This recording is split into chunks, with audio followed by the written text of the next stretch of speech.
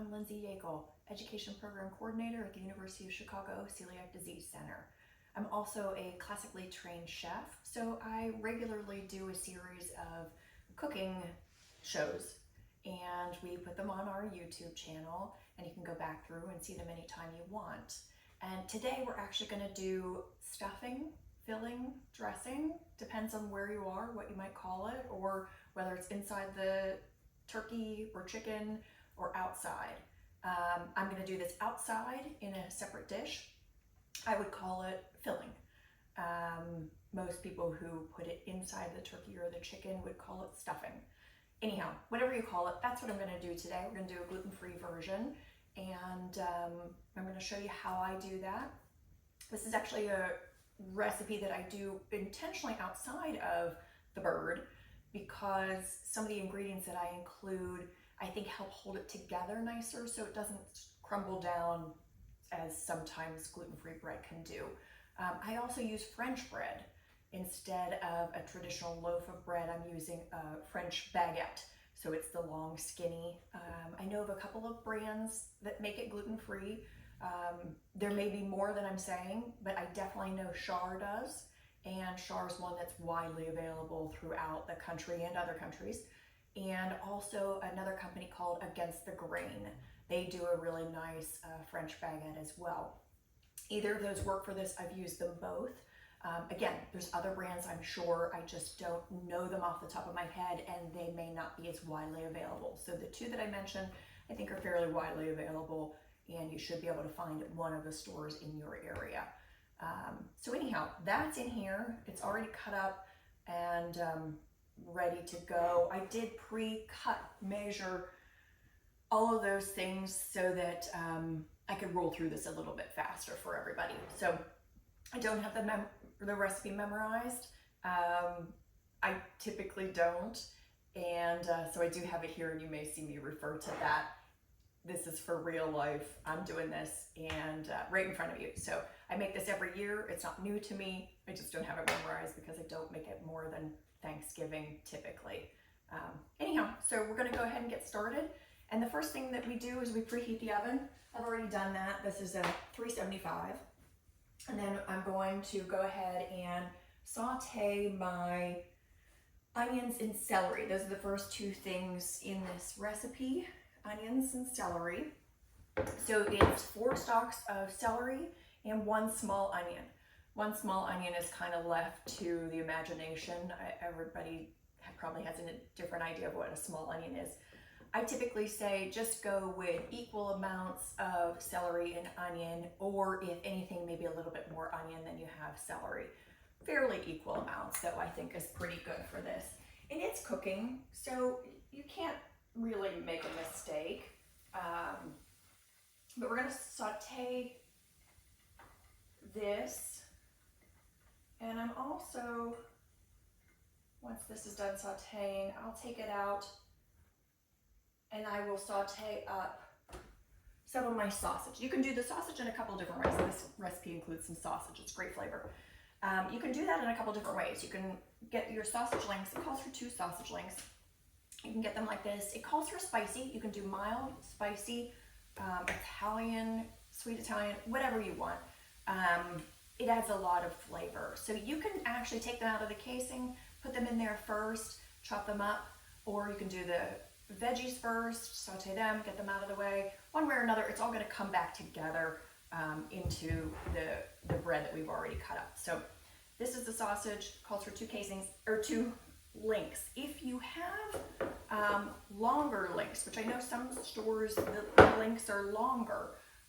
One of them in particular near us, it has very good sausage, but it's longer links. Just use 1. But your average pre-packaged sausage links, you're going to want about 2 of them. So that's that. So we're going to work on these onions and the celery, saute them up, get them softened, and then I'll get them out of the way and do the sausage as well. And like I said, you can do it the opposite way. You can do the sausage first, and then once it's done, you can do the celery and onions.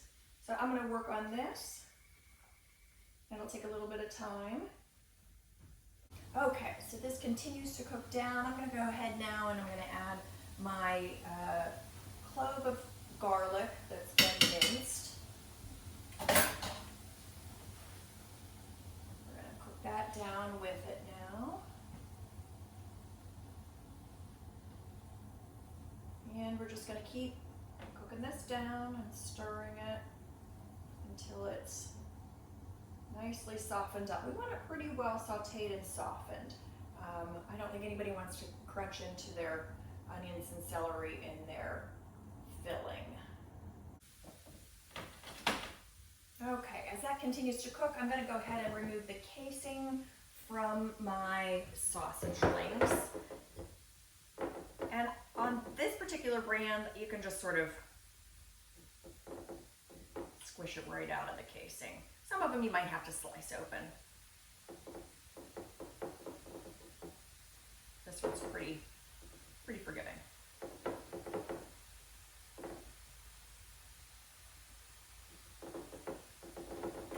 Okay, so that's how we do that. Just squeeze it right out. If you have a kind that you need to use a knife, it just slice down gently along that casing, peel it away. Same idea, but we basically want the casing off and just the loose meat from inside. Okay, so the veggies are just about where we want them to be. They're getting pretty soft. So what I'm going to do is I'm just going to move them aside for now. Just put them back in this container. And then I'm going to work on that sausage that we took out of the casing.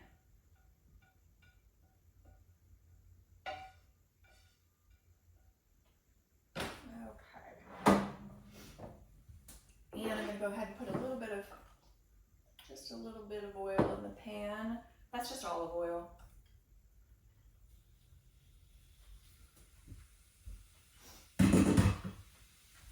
Okay, so for the sausage, we kind of have to break it up as it's browning.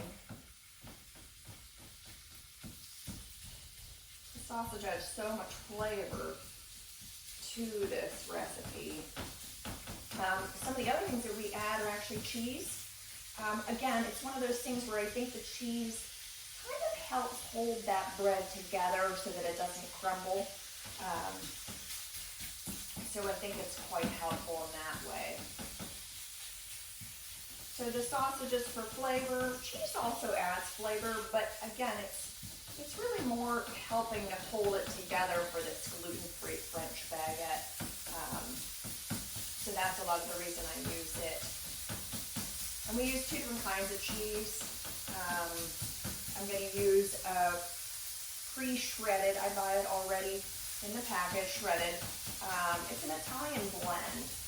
And I would say that it doesn't make this taste extremely Italian. It's just a nice blend of cheeses that, again, help hold it together nicely.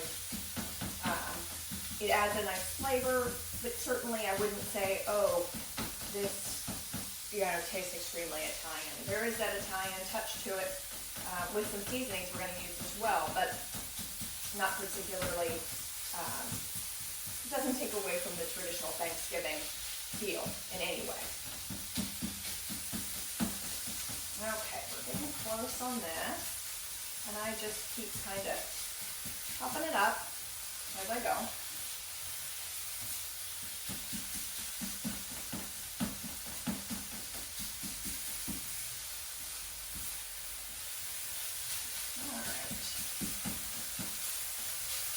So that's almost done. We're going to go ahead and we're going to put these veggies back in, saute it all together a little bit more.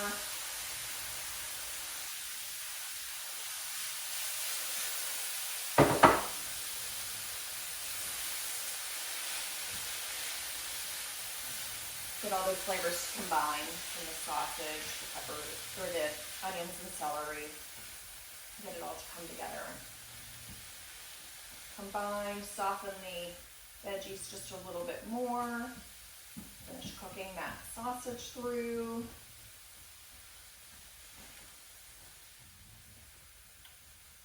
There we go. Okay. So that's nearly done. And when it's done, it will actually get added in with our bread. Okay, so now that everything's come together, the celery and onions are softened, the sausage is cooked through, we're actually going to remove it from the heat. We're going to let it cool just a bit. We don't necessarily want it to be extremely hot whenever we put it in with the bread cubes that we have. These are good size cubes. I find that that helps. If they do break down some, you're still left with a fairly decent piece. So I keep mine, I'd say close to 1 inch in size. Like I said, when they do break down some, they don't break down completely that way. So right around 1 inch. Okay, so we're letting our veggies cool a little bit, and we're going to add those. In the meantime, while that's cooling, we'll go ahead and we'll add all of our seasonings. So we have, as far as fresh seasonings go, we have parsley and thyme. It's about 1 tablespoon of parsley and about 1 teaspoon of thyme. So that's already done and ready. I'm going to go ahead and add that right in. There we go. And then to that, we're using quite a few dry herbs as well. And so it's about 1 teaspoon of dry ground sage. We actually are using Italian seasoning, so it's 1 teaspoon of Italian seasoning. We're going to use some dry thyme as well as the fresh, 1/2 teaspoon of that. And then salt, we're using 1 teaspoon of that. So we're going to add all of those things in here. Okay, that's that. And then the next thing, let's see what else we're adding in here. That's it. We're going to go ahead and we're going to add in these veggies now. I apologize, my back continues to turn so I can go to my stove, but anyhow. Okay, so what we're going to do then, you can see this is very hot still. So we're going to mix this together a decent amount so that it cools off enough to add eggs. We're going to add eggs to this, so we want to make sure that this mixture is not too hot. We don't want scrambled eggs. We want eggs that will hold it all together nicely, not scrambled. So we'll do some mixing here, and that'll help cool this off.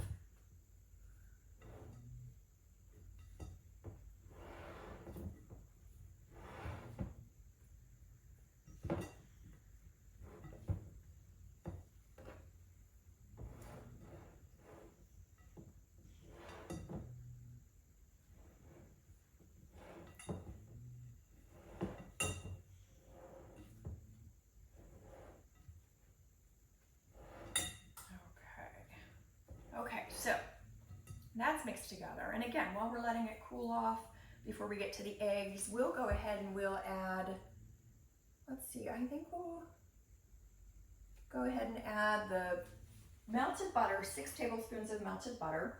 I've already melted it. And it has cooled off. It's been melted for a little while, so it's not adding any heat. So that's melted butter. And then here's how I handle this chicken broth. So the recipe calls for 2 cups of chicken broth. And I find that it's best if you add a cup first. Every bread is different. So some bread is going to soak it up more than others. You know, one brand of French bread is going to be a different consistency than another brand of French bread. So I'm going to start with just a cup. And then as we go, we'll decide if we want more.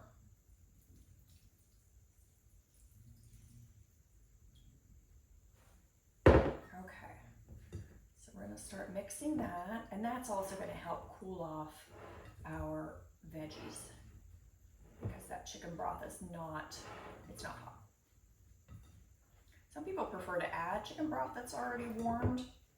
I don't worry about it. Okay, so all these things are really cooling off those veggies, so we'll be able to get our eggs eggs added in here. And I do mix it gently. Again, the goal is not to break up the bread. It's to get it all gently mixed without ending up with it too crumbly. And that's why, again, I start with those bigger pieces, because if it does break down some, we still have pieces of it. Okay, so that should be cooled off enough that we're now okay to add in our eggs. Okay, here's our eggs. We use 2 eggs in this.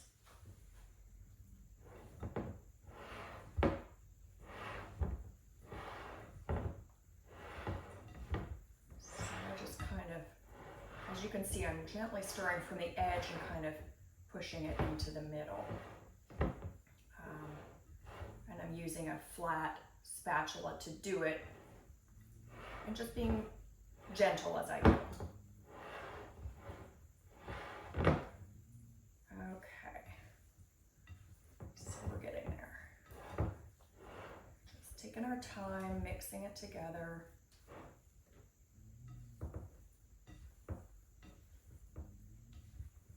Okay, I think that's well mixed.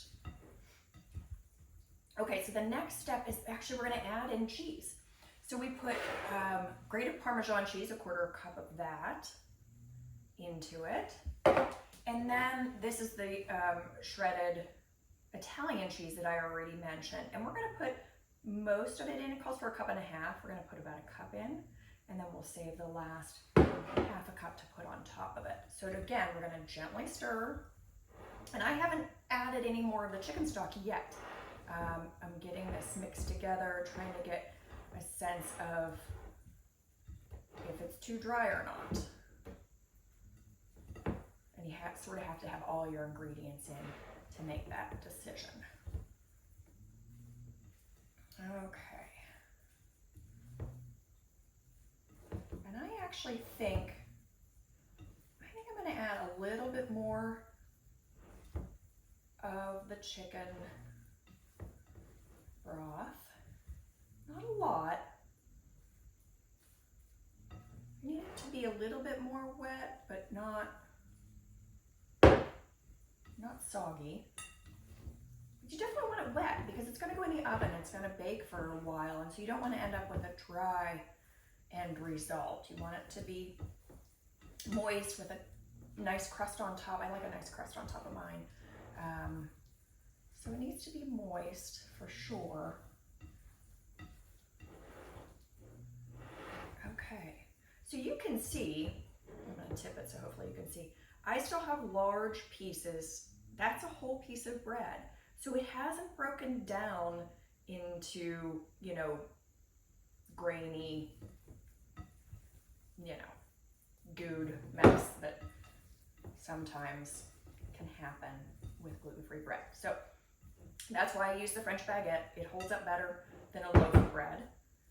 And so that's that. That's all the broth I'm going to add. I think it's moist enough. You can see with this one,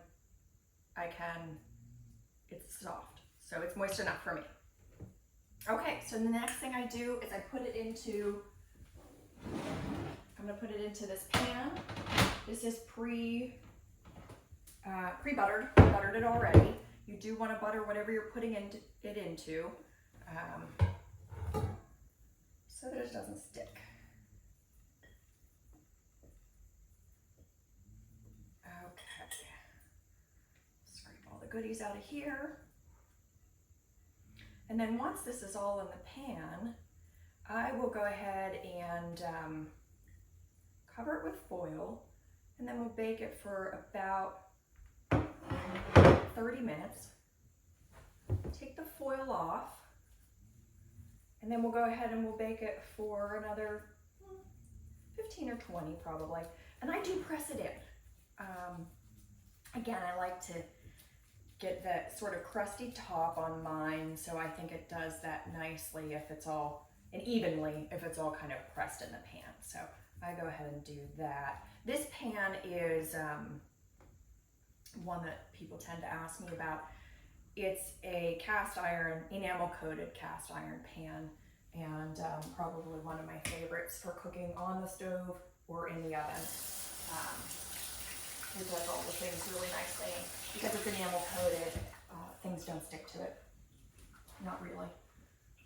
Anyhow, so that's what that pan is, if anybody's wondering.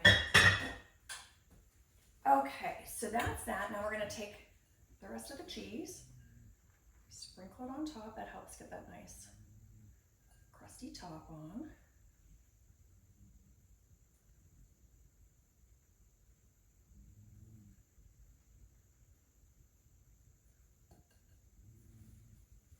Okay, and like I said, we'll go ahead and we'll put some foil over it. Pop it in the oven for 30 minutes. I'll take that foil off. Back in the oven for 15 minutes. And then we'll get to see the end product after that. So now it's time to take our stuffing out of the oven.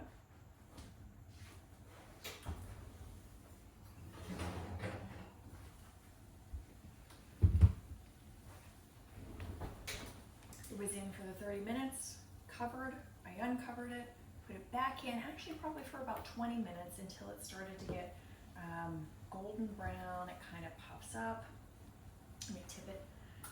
You can see the cheese on top has got golden brown and crispy around the edges and all those good things. So that was a total of probably about 50 minutes for me in my oven today. Again, things vary oven to oven, day to day. In your own oven, you never know. But I estimated it would take an additional 15 minutes with the cover off, but it was probably close to 20. Anyhow, so that's it. That's how I make it. Let me go ahead and dish a little out so you can see what it looks like inside as well. Honestly, it hasn't cooled off enough, but we'll go ahead and dish a little bit out. I'm just loosening up the edge a little bit. It's not too bad. Okay, and there it is. That's it. That's what it looks like. I'll bring it closer. That's it. Golden brown. Still large pieces of bread in there. That's it. So that's how I make mine. You'll be able to find the recipe for this down below in the comment section on our YouTube channel. And I hope you give it a try. Hope you like it. If you do give it a try, post in the comments and let me know what you thought. It's not a complicated recipe. You saw. Comes together pretty quickly and it's still delicious. And I truly do make it every year for my family. So hope you enjoy. Thanks.